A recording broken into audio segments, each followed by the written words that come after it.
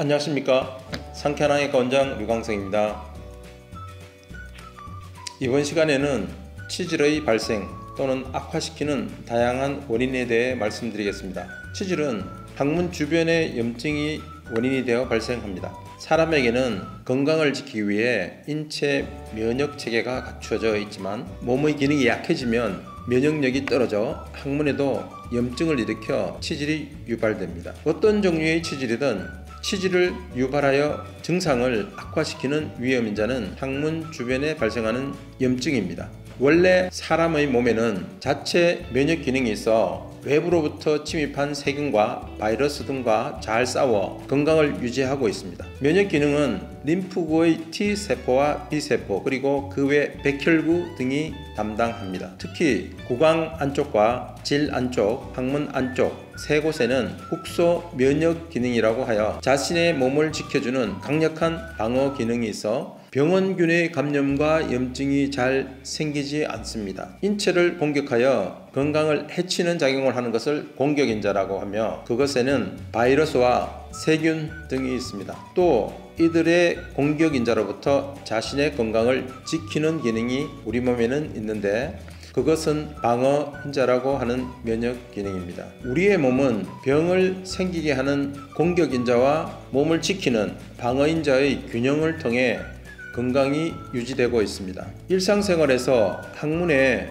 염증을 일으키는 대표적인 요인으로서는 변비 설사, 육체 피로, 스트레스, 그리고 한냉 노출, 음주, 여성의 생리 등이 있습니다. 이 염증의 원인은 공격인자가 증가할 때, 방어인자가 감소할 때라고 생각하면 쉽게 알 수 있습니다. 항문을 통과하는 변은 더러운 노폐물로 알칼리성이며 항문의 피부 점막에 염증을 일으키는 공격인자로 작용합니다. 그래서 변비, 설사 등의 배변 이상은 공격인자라고 할 수 있습니다.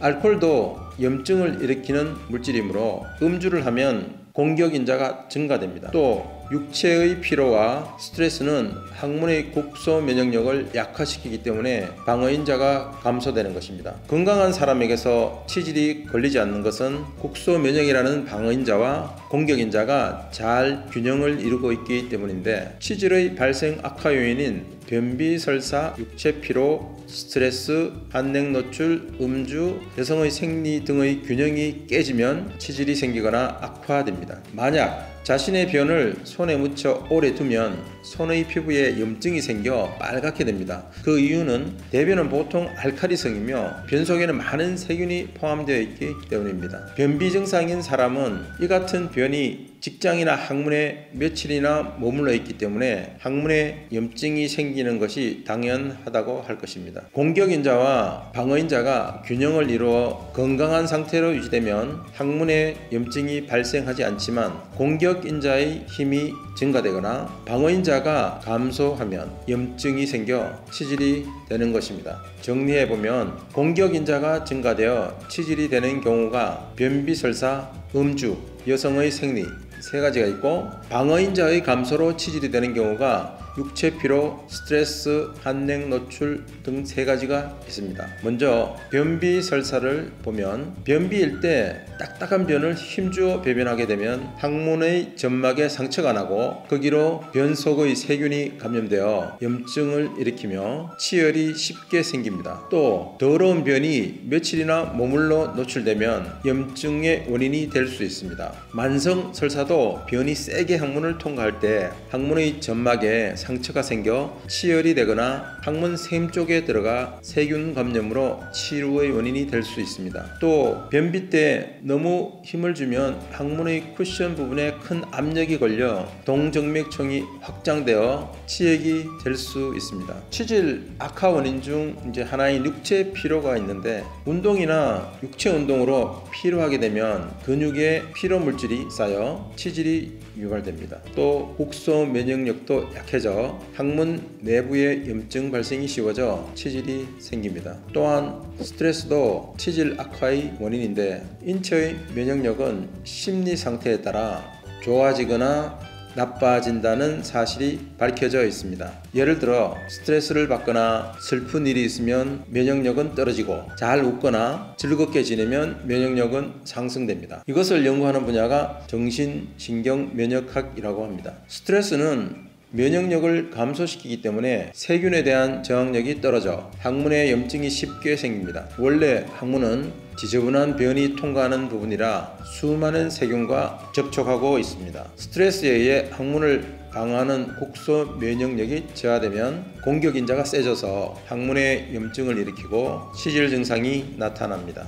현대인들은 늘 스트레스에 의해 자극을 받고 있기 때문에 면역력이 저하되어 치질이 생기기 쉬운 몸 상태를 하고 있다고 볼 수 있습니다. 그래서 면역력을 높이는 것도 치질 예방의 한 방법입니다. 차가운 환경에 노출되는 한냉 노출도 치질 악화의 원인인데, 몸이 차가워지면 항문 주위에 혈관이 수축되고 혈액순환이 나빠져 우열되어 염증이 쉽게 생깁니다. 에어컨의 보급에 의해 여름에도 엉덩이를 차게 하여 치질에 걸리는 사람이 늘고 있어 과거와 달리 치질은 여름병이라고 할 정도입니다. 에어컨에 의한 심한 냉방에 장기간 노출되지 않도록 주의하시기 바랍니다. 특히 컴퓨터가 많이 설치된 방이나 대형 마트의 생선, 식료품 코너 등은 실온이 낮기 때문에 그곳에서 일하는 사람들은 몸이 너무 차지 않게 주의를 요합니다. 항문 청결을 위해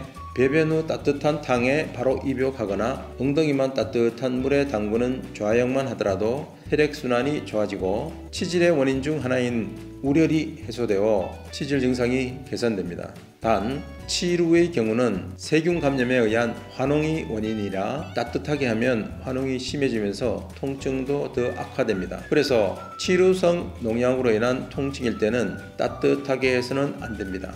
또한 지나친 음주도 치질을 유발합니다. 술의 주 성분인 알코올은 혈관을 확장시켜 염증을 유발하는 물질이기 때문입니다. 알코올은 항문에 염증을 일으키는 공격인자입니다. 공격인자의 증가를 막기 위해서는 음주량을 몸과 마음의 긴장을 풀어주는 정도로 하시면 좋겠습니다. 어디까지나 각자 체질에 따라 음주량이 다르지만 하루에 맥주는 중간병 1병, 소주는 반병, 와인은 글라스 2잔 정도가 적당합니다. 여성은 생리 전후가 항문 건강에 영향을 주는데요. 생리 전과 생리 중에 변비가 있거나 반대로 설사를 하는 등의 배변 이상을 호소하는 여성은 의외로 많습니다. 생리 중의 항문 점막을 관찰해보면 염증이 있는 경우가 거의 대부분입니다. 원인은 배변의 이상뿐만이 아니라 생리 그 자체에 의해 염증이 유발될 가능성도 있습니다. 자세한 기전은